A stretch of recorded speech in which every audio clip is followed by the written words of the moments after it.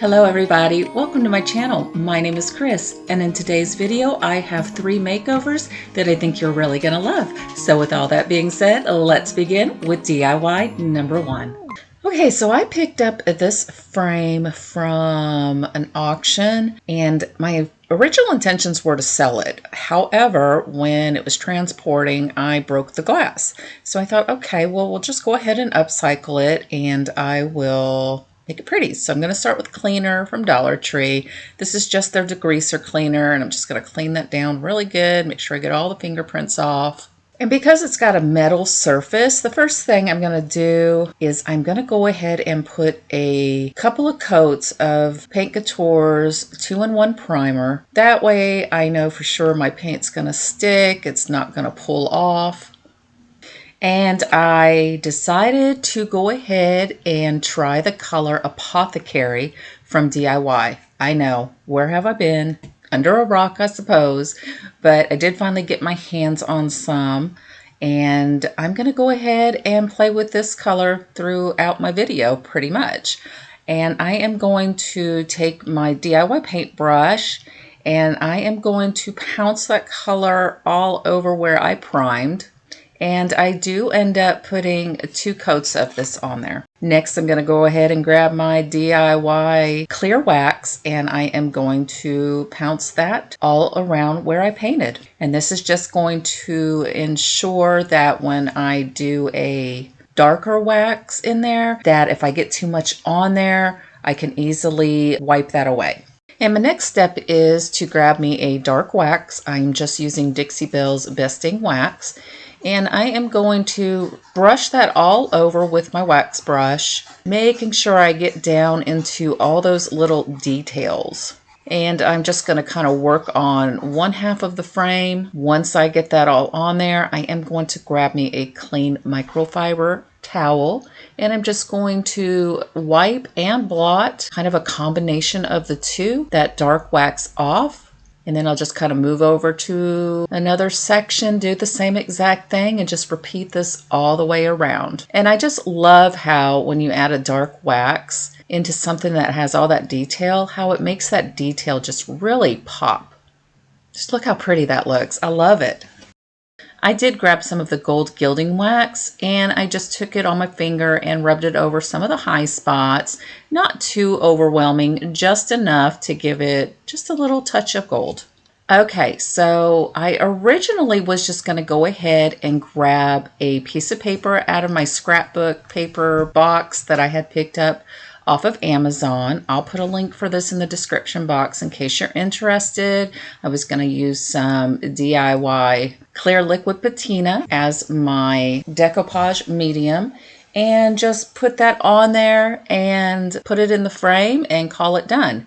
However, I love this part in here just to give you a little tip. So let me fast forward. Okay, so I did go ahead and I put a top coat of our liquid patina on the paper as well to help protect it. And I had picked up some transfers off of Amazon. And I mean, the transfers from Amazon, they're okay.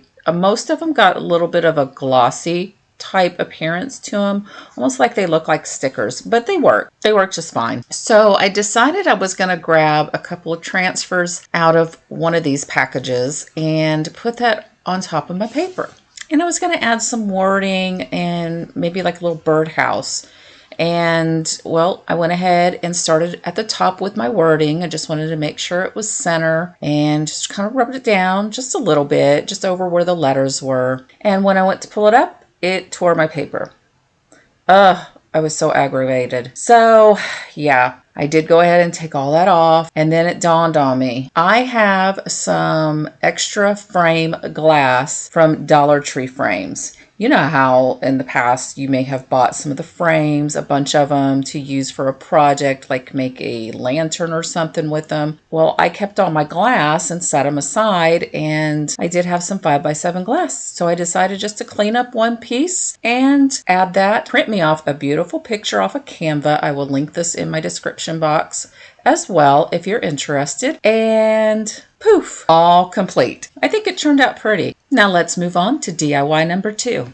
Now this piece here is another piece I got off of an auction, and it's just an old cabinet door that somebody upcycled and put hooks and added some flowers and used as a key holder. Now I decided, well, I'm going to make this over. I'm going to try to resell it, and let's see what I can do with it. The first thing I'm going to do is I'm going to remove all of them hooks, and then I'm just going to grab me some sandpaper, and I am going to go over the painted flowers. They are a little bit raised, so I want to try to smooth that down as much as possible.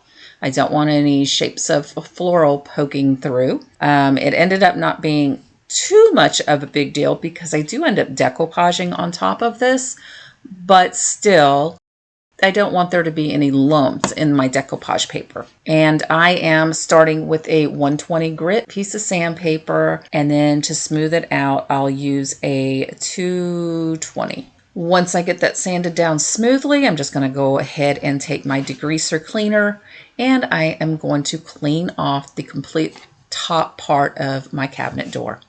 And I did go ahead and take my heat gun to dry it down a little bit quicker, because you definitely want your piece to be dry from water and cleaner. The next thing I'm going to do is take my Paint Couture 2-in-1 primer, and I am going to go ahead and prime all in the center. And at this point in time, I thought I was going to maybe use a transfer or something, so I really wasn't sure what my step was. I thought, well, I was going to paint it, but I do end up changing my mind a little bit after I get this primer down. And after I got that primer down, I decided, okay, I'm going to go ahead and take some spackling, and I'm going to fill in all of those holes where all of those key hooks were, because I'm going to change it up a little bit. And I just use my finger just to make sure I get it down in that hole. If I need to smooth it out a little bit, I just grab a scraper and just scrape over the top just to smooth out that spackle. And I went ahead and let that sit overnight. And when I came back to it, I went ahead and just took a 220 grit piece of sandpaper, and I just smoothed out where that spackle was, because you don't want little lumps and bumps when I go over it with some paint. So just sanded it down and nice and smooth. Okay, so about this point, I decided I was going to go ahead and decoupage. I did go ahead and create this image on Canva using bits and pieces that I found off of Creative Fabrica. I will link this in the description box if you'd like to use it. I grabbed the color Buttercream from Paint Couture. If you don't have this color, it's really close to the color Crinoline from DIY Paint, or use whatever paint you would like. So I am going to go ahead and I just take a flat tip paintbrush. This just kind of helps me cut around the edges there to where I can hopefully avoid getting onto the edge, because I am going to paint the framed part a little bit different color. But I am going to go ahead and put me a couple of coats just around the edge. Okay, so off camera, I did go ahead and frame around the frame. You can see where my painter's tape is. That way, when I painted the frame area, the different color, it didn't get onto my white area. But before I go any further, I grabbed me my rosette mold from IOD, and I made me a couple of molds. At this point in time, I wasn't sure which one I was going to use, and I didn't use any of them. Now I'm going to grab the Classic Elements mold, and this one right on the corner, I'm just going to add me some cornstarch, grab my DOS clay, which I'm almost out of. I am down to the very bottom of this, but I have some IOD clay that I wanted to try, so that's what I'm going to try next. But anyway, in this particular craft, I did go ahead and make 2 castings of this mold right here. And after I get that pushed in there, I'm just going to flip it on over and just release that casting from that mold. And the first one turned out great. I just used this little chopper to kind of scoop it up there because it's a little dainty and I didn't want to take a chance of breaking it. And I just set it down where I'm going to be putting it, but I am going to make another one. And I do believe I had to make that second one a couple of times because the second one just kept fighting me. But anywho, I'm just going to grab that Type Bond and I am going to put it on to my castings and shape and form it around the top corner. trying not to press too hard because we don't want to distort that image. And as you can see in my bottom corner, like I said, I decided not to use the rosette molds. I went ahead and grabbed this little star-shaped flower from, I believe it was the Acanthus mold, and I used those instead and glued those at the bottom two corners. And after my castings have had a chance to sit for about 5 or 10 minutes, I'm going to grab that color Apothecary once again, and I am going to completely go around the frame with that color. And when you go over your casted molds, you don't want to be too rough. You just kind of want to pounce very gently around, and that's one of the reasons I love this paintbrush. It has a little bit of a pointed tip on it, and it really helps get around the edges of those molds and into the little spaces, the little indentations, and I don't have to press so hard to get that in there. So I don't know, I really like this brush. I don't use it as much as I probably should, but I do like it. And I do get all my IOD products, my DIY products from Sammy at Unicorn Dust Designs. She's always linked in my description box in case you want to head over there and check out her products. And after I get my area painted, I'm going to go ahead and grab my decoupage sheet that I had made. And then I'm going to grab this little water pen. I had one before in the past I had gotten from Amazon, but it quit working. So I saw these at the Dollar Tree and I thought, ooh, 2 for $1. So I'll go ahead and pick these up. And I went ahead and I didn't want too sharp of a framing around the paper, because this image is not going to fill in the area where I'm going to put it completely. So I didn't want any sharp edges that were going to really stand out. So I decided to use that water pen and go around and tear out my image. Well, the only thing about this water pen is it spits out water too fast. So I kept making a mess and I started getting really frustrated with it, and I eventually just moved on to using a wet paintbrush and just kept dipping it in. I just seemed like I had more control with it. Because like I said, these Dollar Tree water pens, they just spit out the water too fast. Now, the paper I am using is a rice paper, I believe. I will link that in my description box as well. I had gotten a package off of Amazon and it seems to work pretty good. Now, of course, if you would rather use tissue paper, if you have that, then by all means use that, as, you know, use what you got. But this is what I used, and just in case anybody is ever interested, I try to put my links in my description box. I am an Amazon associate, and I might make a little bit of a commission off of anything you might buy through any of my links. I don't know. I haven't received anything like that, so we'll just see how that works. But it doesn't cost you guys anything extra. It's just to help support my channel, because yes, supplies and all that good stuff do cost me. I like to try new things to bring to you guys to see if it's worth it or not, and you know, I appreciate any little bit of help that you guys can give me. But the biggest one is to make sure you are subscribed to my channel. Make sure you hit that like button and leave me a comment, and always let me know which one of my projects in the video is your favorite. And once I got my paper all prepped, I will take the clear liquid patina and I am going to put that all in the center. I'm not in any big rush to get this down before it dries or anything, because I'm going to go ahead and use the iron-on method. Anytime I have a larger print, that's my preferred method. If it's something small, then no big deal, but I wanted to make sure I got this as smooth as possible. And that is always my surefire way, is the iron-on method. Or I guess a lot of people call it the dry method. It's pretty much just put your decoupage medium down and then let it dry.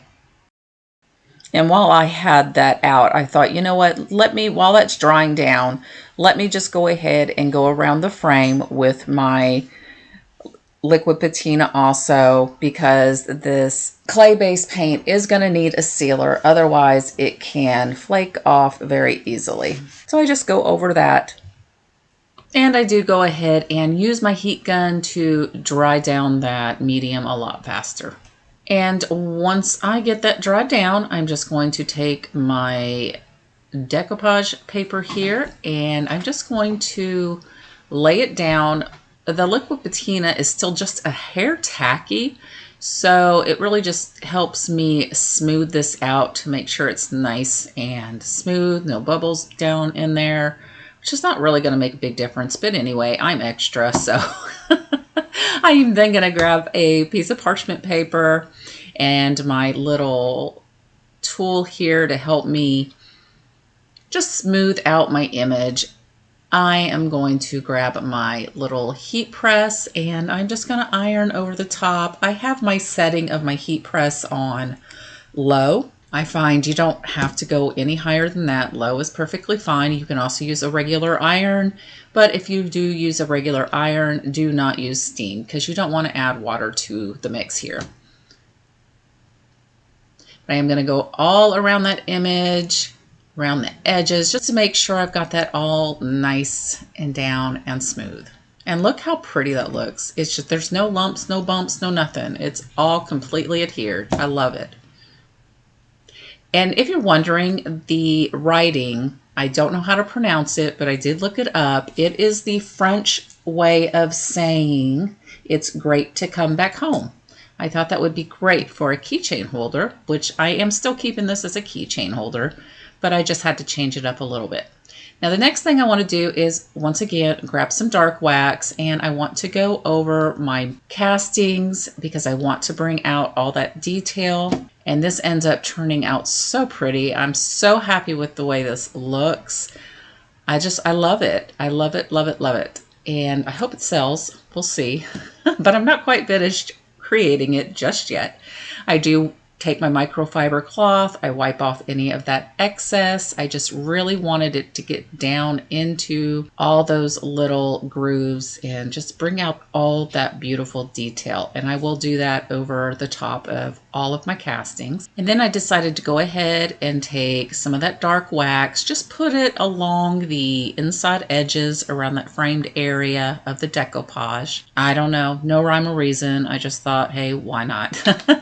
And then I'm just going to grab some of that gold gilding wax, and I am once again going to go over some of the little high spots on my castings just to give it a little something extra, just to kind of blend it in a little bit more. I do use my microfiber towel and just kind of blot over the top. And if you don't like all these little details, do something a little different. This is just trying to give you all some inspiration, upcycle some pieces that otherwise might get thrown in the trash.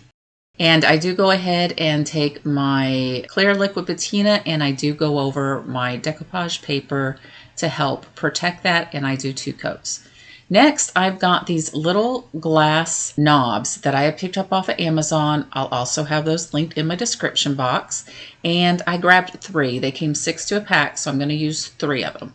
And I'm just going to space those out evenly across the bottom the best I can. If it's off a little bit here or there, I don't think it's noticeable. And once I've got my spacing all complete and marked with pencil, I'm going to grab a 9/64 drill bit and I'm going to drill my 3 holes. And I do have an old cutting board underneath my piece just to make sure I don't go through my table. So always take that extra precaution, unless you don't mind a hole in your table. And then we just got to flip our door over, go ahead and put the screws through the back side there. And then I'll grab my drill gun with my little Phillips bit and I just screw those in from the back side. You're just going to screw them all the way in. These knobs have 2 different size screws that you can use. These are the longer ones in the pack. Just want to make sure it goes all the way to the front side so you can screw your glass knobs onto them. Just like putting on any kind of knob on a cabinet door. It's the same exact thing. And the final step is just to flip it over and screw on those knobs. Well, I guess that's my second to final step. I do still need to put some sawtooth hangers, and I will put them on each top corner of this piece. That way when somebody hangs it up on the wall, it'll be nice and balanced. But let's move on to DIY number 3. Okay, so I picked up this caddy. I got this from an auction as well. If y'all don't know, I am a whatnot seller. So I pick up a lot of vintage items, and sometimes when I'm picking up items, they come in a huge lot. And this happened to be in one of the lots, and I wanted to upcycle it so I could resell it. And apparently I'm attracted to caddies because I'm going to end up using this for a paintbrush holder and selling the piece I made, I guess, probably a month ago, last month in one of my videos. I upcycled a little galvanized piece that I use as my paintbrushes, but it's too small. So I'm going to turn around and sell that and use this. But I'm going to go ahead and use some Rust-Oleum linen white chalk paint. I am almost out of this. I'm trying to use it up, but I'm just going to go ahead and put a couple of coats of this paint on this piece. This piece has got that real slick feeling, kind of like laminate, I guess. I don't think it's wood. It might be like a laminate.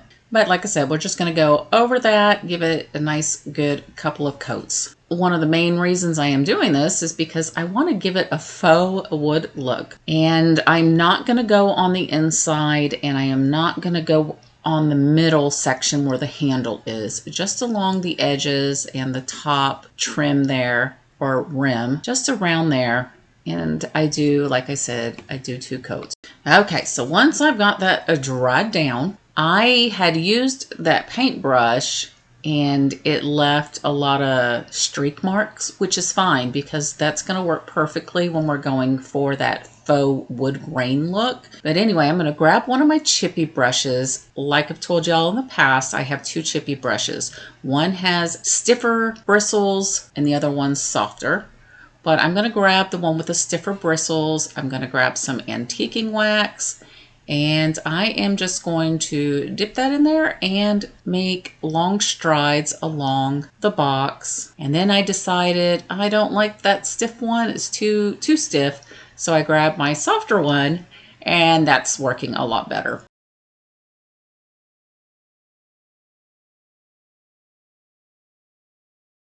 Once I get that glided along with my soft bristled chippy brush, I'm going to grab my stiffer one and free it up of the paint some, and then just kind of swipe over it, just kind of leaving some light and dark spots throughout that wax. And then I'm going to go ahead and dry it down, and I dry it down with this heat gun, and this is just going to give me a better idea of how it's looking. And I think that turned out pretty good. I'm okay with some of that white coming through because it looks like somebody had painted it white at one time, and that white paint is like almost chipped completely off. I'm good with that. If you're not good with that, then continue on. But then I decided I'm going to take a little bit of black paint, and I believe this is just an acrylic paint, and I'm going to just take a little smaller chippy brush, brush that on in sections, take my stiff bristled brush and just kind of wipe over it, just kind of smoothing it out some. And then I'm going to grab my softer one, and I just go back and forth. You know, I'll take one brush, see how that looks. If I need to go over it with the other brush to see how that looks, just doing it until my eyes are happy. And I am going to do that on all 4 sides of this box, including that top trim. And once I get that top I keep calling it trim, rim done. Once I get the top of that done, I decided that that very, very top of the handle needed to have the same appearance. So I'm going to do the same exact thing to the very top of that handle along that rim or trim. I don't know, whatever y'all guys want to call it. Okay, so I'm really happy with the way that looks. To me, like I said, it just looks like there was some white painted over the top of this wood box, and that white is just chipped almost completely off. I don't know, I like it, but I think it needs a little something extra. So I went ahead and created me this on Canva. I just took some images off of Creative Fabrica, transferred them over to Canva, and I really love these little quilting blocks, and I just kind of made a pattern with them. I printed it out on just some cardstock paper. I'm just going to go ahead and tear along the edges. And yes, I'm using my water pen again. I decided to give it another shot, and I've learned if you squeeze it too hard to get the water to come out of the tip, just don't squeeze it right over your paper and you won't get annoyed. And when I got to one of the sides, it dawned on me, girl, you're going to have to cut this up to get it to fit where you want it to go. So I go ahead and I cut me out some pieces. These pieces are going to fit along the sides of our box. And then I can go ahead, once I get the piece cut out, I can go ahead and proceed with tearing the edges because I want it to look worn out. I don't want it to look perfect. And because I usually craft on a whim and just kind of go with the flow, I didn't measure anything. I went ahead and took that piece of paper that I got torn out to see how it would fit along one of the long sides of the box. And of course you can see it's just too long. So I'm just determining which edge looks the best. And I am just going to go ahead and tear one of the edges a little bit more so it'll fit. And this actually kind of worked out because that piece that I just tore off is actually going to fit along the side perfectly. Once I had all 4 pieces cut out for each side of my box, I'm going to grab my clear liquid patina and I'm going to put that all over one side. Take my paper, place it down, grab me some crinkled up saran wrap, and just press that paper into that liquid patina. And then I'm just going to grab my little brayer and I'm just going to roll it over that paper, make sure all the air bubbles are out. And then I'm going to flip it over to the side, grab my little sheet, and do the same exact thing to the rest of the 3 sides.